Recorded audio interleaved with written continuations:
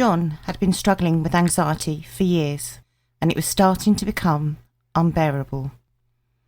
He felt like he was surrounded by a constant cloud of fear and worry, and it was becoming difficult for him to leave the safety of his home.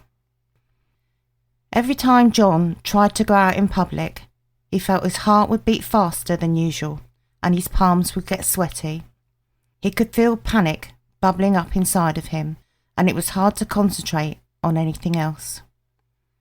The worst part was that he wasn't even sure why he was feeling so anxious in the first place. He knew logically that there shouldn't be anything wrong, but the fear just kept growing more intense every day. John eventually got to the point where he dreaded leaving his house and started avoiding social activities altogether. He became isolated from family and friends, spending most of his days alone in his room, watching movies or playing video games. At first, this arrangement would work okay for John. He felt safe in his own space and didn't have to worry about facing the outside world. But after a while, those small comforts weren't enough anymore, and John found himself sinking into a deep depression because of how much his anxiety had taken over his life.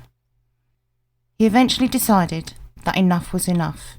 He needed to try to do something about this before it got any worse. He asked around for advice from people who also suffer from anxiety, seeking out different strategies they use to manage their own fears. Through lots of trial and error, John eventually found methods that seemed to work for him. Things like deep breathing exercises, positive self-talk, visualizing calming images during moments of distress, which allowed him to slowly start re-engaging with society again without overwhelming fear hindering him at every turn.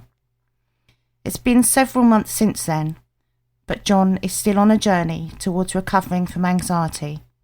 Some days are better than others, but he's starting to believe that one day soon things will be back to normal again, that maybe one day soon he'll be able to go out into the public without any fear whatsoever holding him back from life as fully as possible once again.